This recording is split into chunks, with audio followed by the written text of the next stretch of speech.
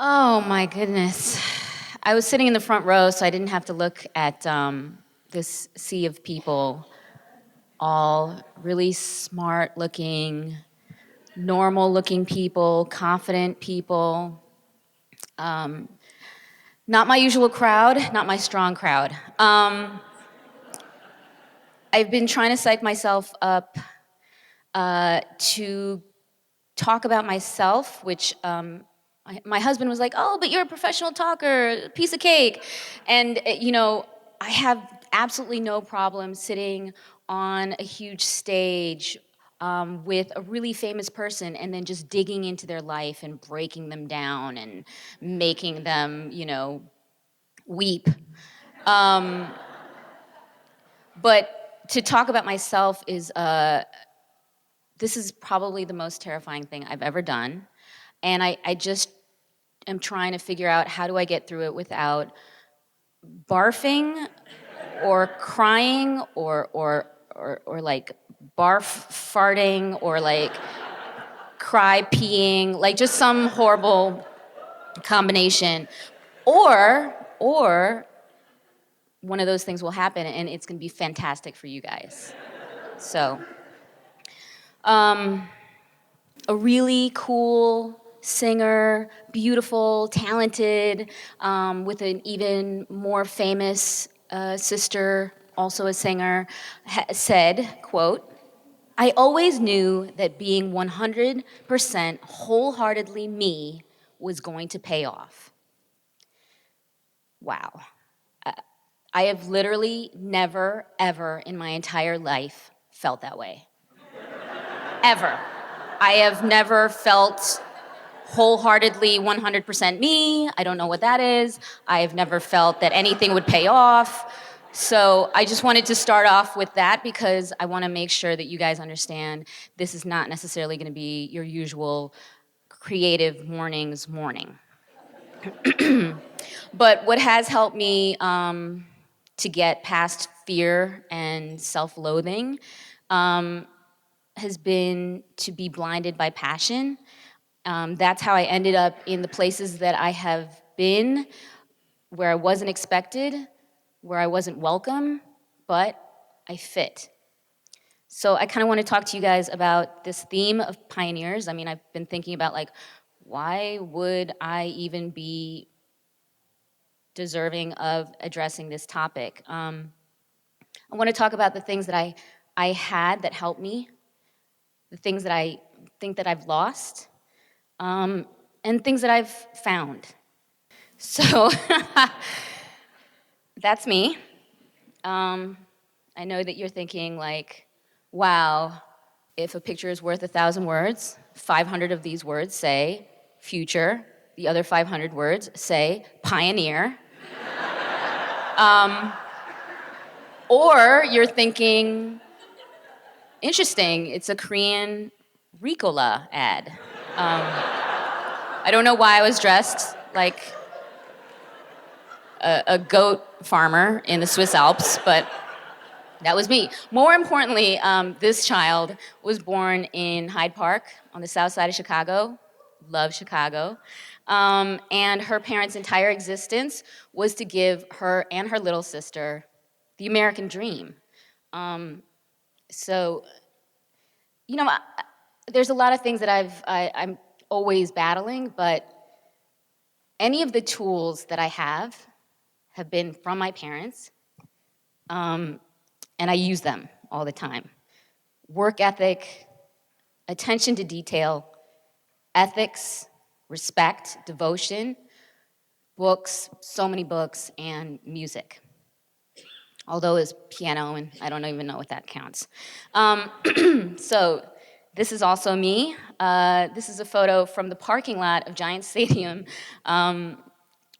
AKA MetLife Stadium in Jersey, at the annual Hot 97 Summer Jam, which I helped to host, and I also hosted a live stream. We were backstage, kind of like talking to all of the artists that would come through, and basically anybody who has ever been anybody in hip hop and R&B graced that stage. So thinking about being a pioneer, I think on a just a purely functional level, I was probably asked here because I came to New York as a teenager. I started interning at the Source magazine when it mattered. Um, I went from sending out faxes to reviewing some of the most important albums in hip hop of all time. And all of this at a time when there were fewer Asian Americans than you could probably count on one hand in hip hop, maybe in the larger music industry, in a lot of places in mainstream media. After I left there, I went to help launch Double XL magazine. I went to Vibe. I wrote for every music magazine there was, and most of them no longer exist. I transitioned to TV. I was at MTV News, and I was writing and producing there. And then I accepted an offer from one of my coworkers, Sway Calloway, to join his morning show on Hot 97. No experience, no training, nothing, no preparation. Oops. So I was the only Asian American on New York radio. Oh my God, stop. On New York radio.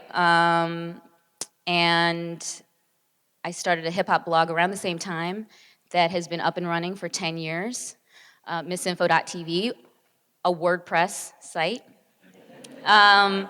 After that, I left radio and I started a family and I transitioned into some new territory, which was very, very scary at the time. Tina and friends work here actually saved me from going insane.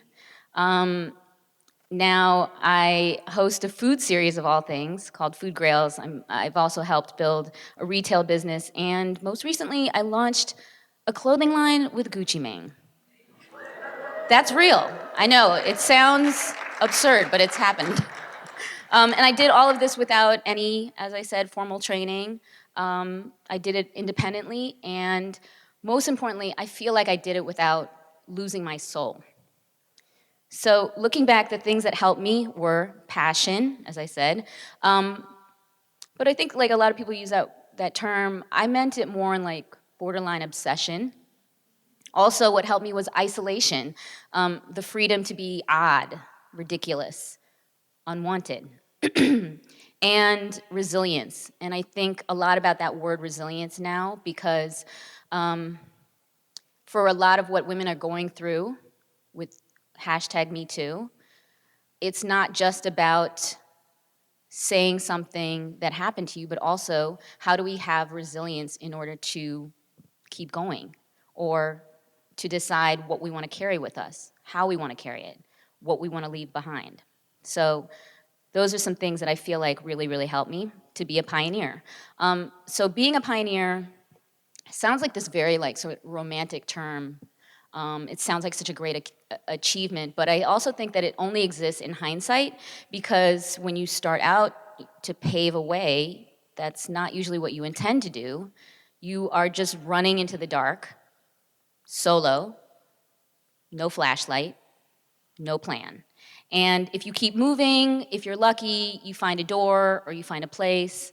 But I don't think that we necessarily think about how many times a pioneer takes a step and then realizes that they just went in a big circle, or decides they just can't do it, turns around and just goes home. So I think those are all parts of being a pioneer. You don't necessarily set out to be a pioneer.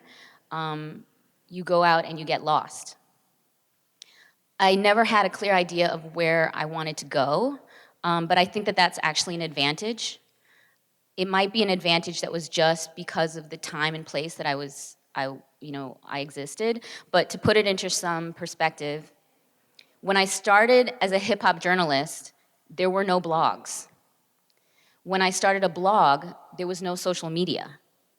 It did not exist. There was no Twitter. There was no Instagram. When I got on hip hop radio, there were no streaming platforms. There was no Spotify. There was no SoundCloud. So yes, I had no plan, but if I had a plan, maybe that would have prevented me from being able to pivot, change mediums, go in a different direction, try a new platform.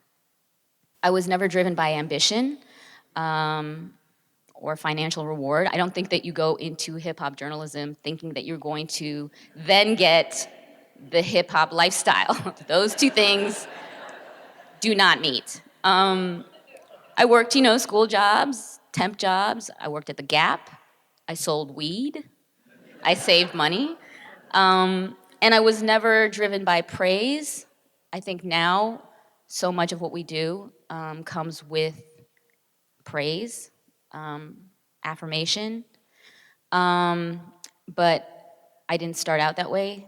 I didn't go into it for popularity. I didn't have dreams of fame.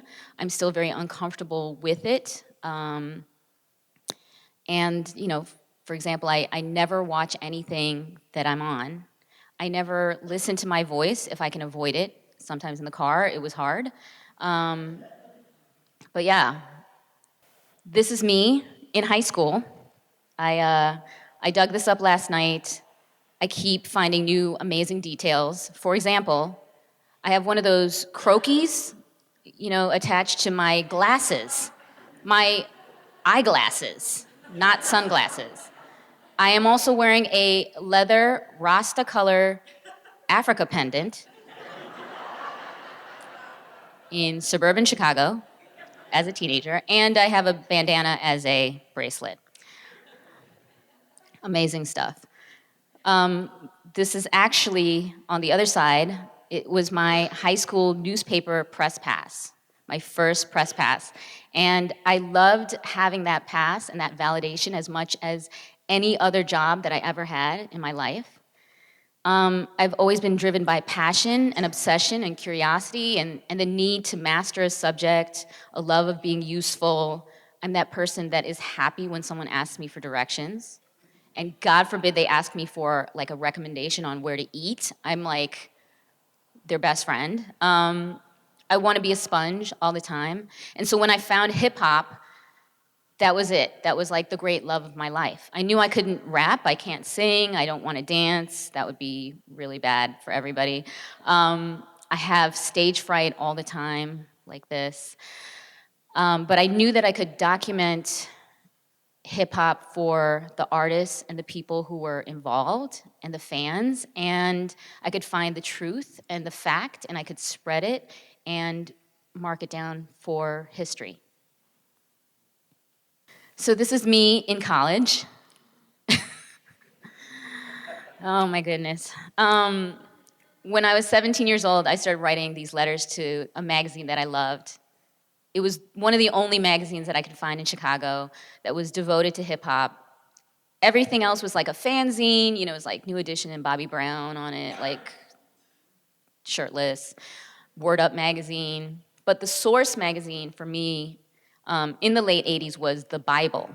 It was started by a few guys at Harvard, black and white guys together forming this new publication. I wrote letter after letter. I begged them to be involved. I wanted to be an intern. I would do anything. And one of these days, I'm gonna track those guys down and just ask them why they said yes. What could I have possibly have communicated in that letter? I was enrolled in Columbia University. That's why I came to New York. I'm pretty sure that I attended because I graduated, but I have zero recollection of the inside of any classroom. I mean, I'm not even exaggerating. I don't remember a single thing that happened at college. And I'm not a weed smoker. Like, I don't. So all I know is that the only thing that mattered to me was getting downtown, going to the source, doing anything and everything that they would ask. At the time, there were writers who were going on tour with Luther Campbell in Tokyo and bringing back all these crazy stories of debauchery. There were, Mobb Deep and Black Moon were wandering around. They were unsigned at the time. They were trying to get people to listen to their songs. The receptionist was dating Large Professor, who was like an incredible producer that some of you may have heard of. I think they got married, actually, but and like Puff Daddy was styling the fashion shoots. It was just like So incredible. What a time to be alive. That was my like golden moment. And if I wasn't so passionate about what I was doing and so happy to be there, maybe I would have thought about, is there a career here? What am I doing? What about school? Isn't that like sort of the path to success? Isn't that also all of the hopes and dreams of my parents? And if I wasn't so passionate and happy to be at the source, maybe I would have noticed that I don't really belong here. I probably, if I had come to that conclusion, I would have done nothing. I would have never shown up with my backpack and my fake gold earrings and my Chicago accent. In my like sort of wide-eyed innocence and enthusiasm, I was thinking that all these writers and editors that I idolize were really happy that I was there to make their copies and get their lunch and transcribe their tapes and go to concerts that they didn't feel like going to. A little later on, I found out that some of the women in the office scoffed at me being hired as an intern. They were unhappy that this Asian girl was being given this chance to work there. It was so valuable and it was so sought after that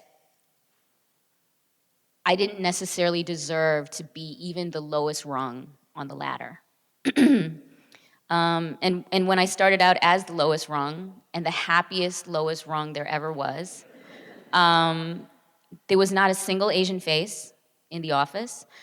There was only one other Asian woman in the hip hop industry, Sophia Chang at Jive Records. There were very few and far between Asians in general. I came to know Jeff Yang at the Village Voice, Dookie Yu in DC, Chairman Mao, Oliver Wang, Jeff Chang, Sarah Honda, DJ Honda, Qbert, the God. But there weren't enough of us to be a clique. We had no shared agenda. We had no momentum. We couldn't even help each other because we had no pull. But we were pioneers. Would I have had the determination to keep showing up to these listening parties and edit meetings had I known that everybody was rolling their eyes when I left? No, I don't think that I'm built that way. I'm not that strong. But nobody could deny that I loved what I did, even the little tiny menial parts of it, and I knew my shit backwards and forwards, and I think that was the ultimate thing. That passion and the work behind it is what broke people down. That's how passion protects you. So I lived in Harlem for 15 years, my most formative years, and I also had no perception of what I looked like to the rest of the world as I went about my day, as a resident, as a hip hop journalist. I shopped on 125th Street. I got my hair done at the Dominican salon. I ate my burgers from Jimbo's. Me and my girls went to watch basketball at the Rucker. And I spent every Sunday night at the Tunnel nightclub, risking life and limb. In hindsight, and when I look at these pictures that I dug up, I look ridiculous. But I am so grateful that I had the space and time to be ridiculous.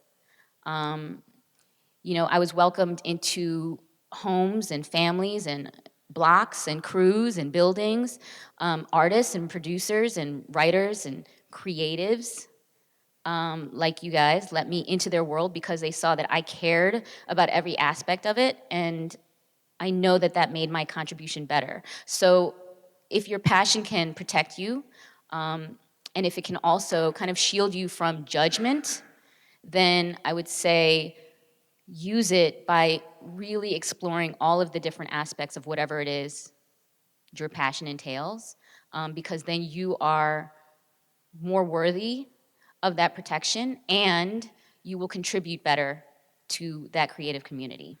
So another thing, somebody who has a cassette player. The other thing that I want to share is I think that people need to get out of the feedback trap. And I alluded to it a little bit earlier. So 1994, A new artist named Nas is being called the second coming of Rakim. He's coming out with an album. It's called Illmatic. Everybody is anticipating it. Everybody in the office at the Source is excited about it. And they decided, my editors decided that I would get to review the album. They handed me this tape. I still have it, in my drawer. It was handwritten. In my mind, I like to think that Nas wrote it. And no one can tell me different. But, you know, aside from that being like an incredible, incredible opportunity and also kind of like a career defining moment for me, the interesting thing is that I didn't know it at the time because we weren't in the feedback trap. Back then, a magazine took 3 months to go from us writing it, editing it, sending it to the printer, to it appearing on a newsstand. 3 months. So imagine that this kid, Nas, is waiting for 3 months before he finds out that he's getting this supposedly ungettable 5 mic rating. All right, that might be an exaggeration because I'm sure somebody at Columbia leaked it to him because somebody at the Source told Columbia. But let's say it was a month. Even a month now would be a round trip eternity. It would be unthinkable, right? And for me, I didn't know that this review even meant something to the culture, like something bigger, until maybe, I don't know, 10 years after.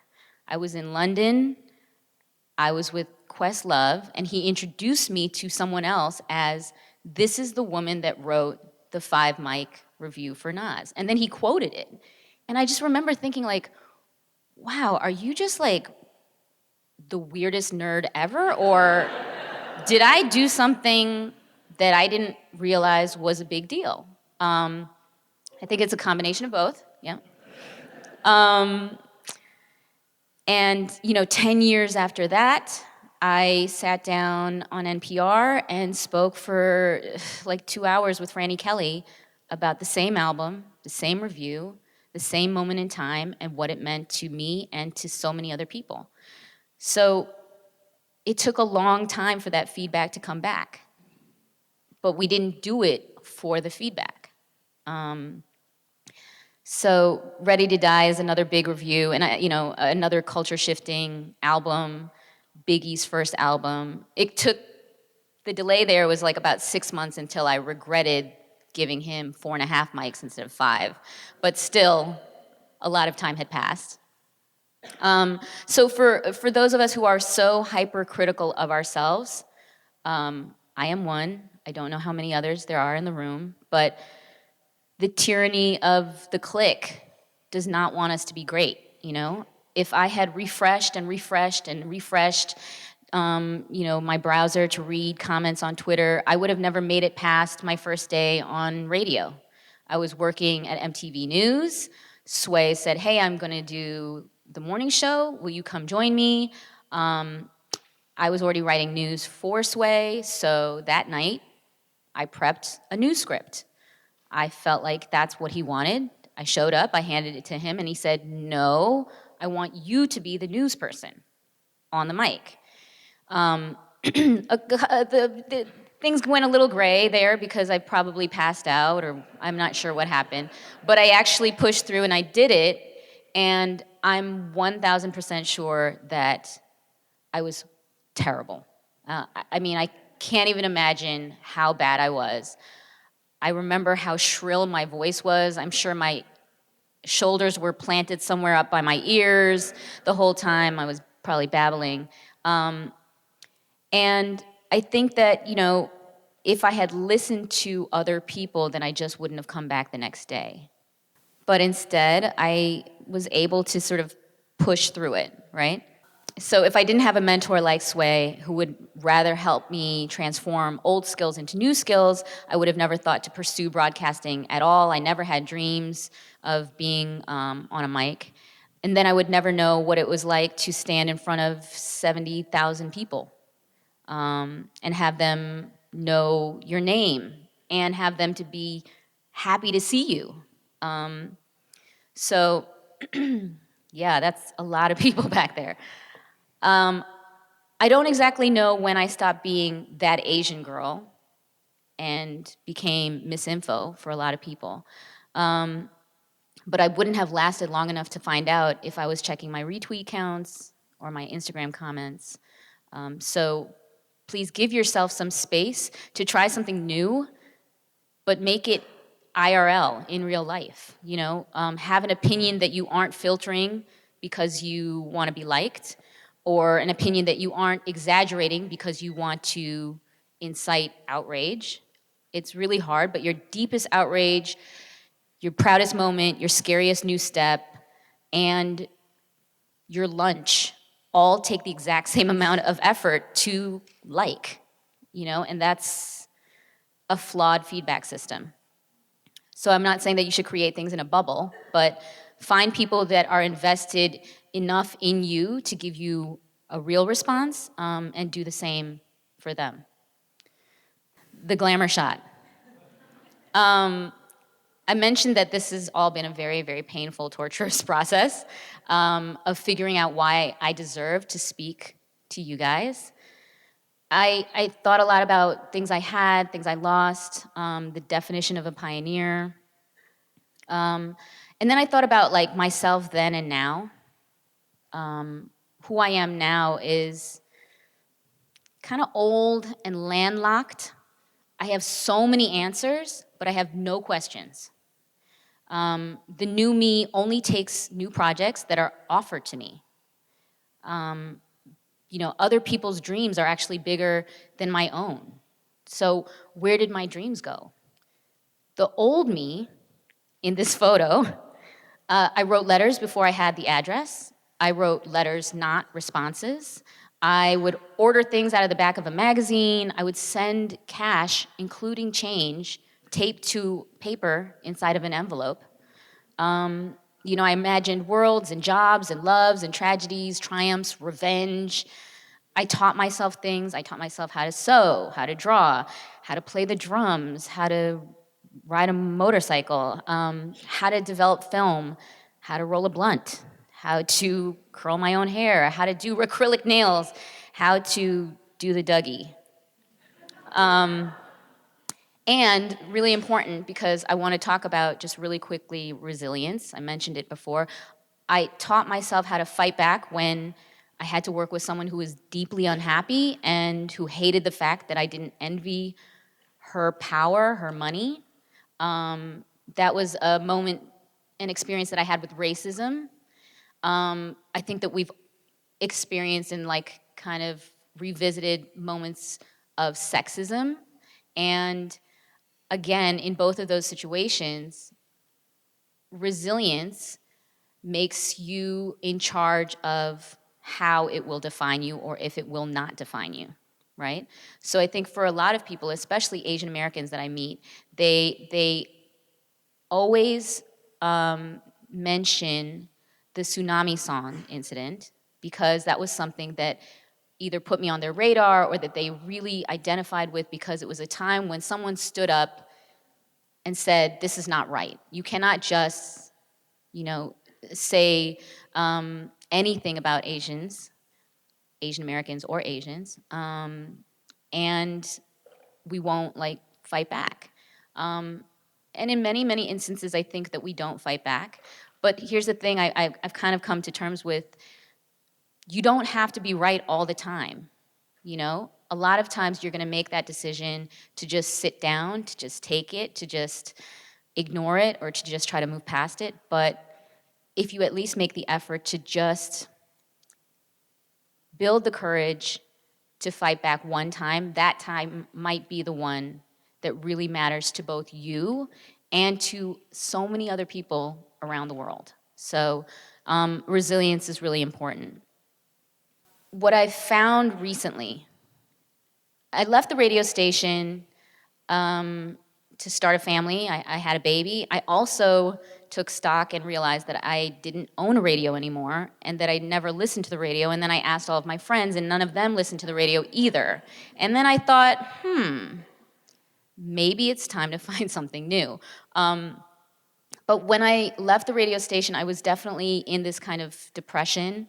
Um, I told my husband I was sad. I felt alone, even though I had all these friends and I had this boy, this beautiful boy. So I think that it's like if you spend 10 years in a constant spin cycle, which is entertainment news, you're knowing who, what, why, when, how, where, everything is happening all the time. Quiet can be very threatening and disturbing and depressing. But, I think that it's important to use all of your experiences. Let's say you don't have the same youthful, pioneering spirit that you once had, or maybe you never had it and you always wanted it, then try to use your experience and your context to help other pioneers, right? Like now I help my family build a business. It's called Stadium Goods, and it's gone from zero to being literally $100 million business in 2 years. And I've also co-executive produced and hosted a show called Food Grails, totally out of my realm. I'm doing food TV, but it's because it's the vision of a young creator, a young writer, producer, and he has all of the passion for food that I had for hip hop. So I'm helping him. I'm helping him hone that into something that he can put out to the world. So maybe it means hitching your boat to someone else's boat that has sails, and helping them navigate and answer their questions, and most importantly, protecting their wind. So, in closing, I guess, I kind of kept asking myself, like, what is my purpose up there? Why am I being asked to speak about pioneering? Is it to kind of make you guys feel better? Like, hey, she messed up a lot of chances. I'm not going to go into detail of all of those chances, but some of them were really big. She's always late. She doesn't know how to do this, that, and the third. She has so many fears. My God, she's so needy. She is kind of fucked up. Actually, yes. I hope that that is one of your takeaways, because in between all of that, I know that I still did things that matter, that I can laugh at myself. I fight for others. I'm proud. That didn't change. And so when I said yes to Tina to speak to you guys, I knew that it would really force me to look at so many things that I've been, running away from, rubbing out, taping over. And I just want to thank you guys for listening and, watching me unpack all this. The stuff that's laying out there, I know now that I want it. And I'm going to keep it. And that it's worth something. So that's all I have to say, but thank you. Thank you.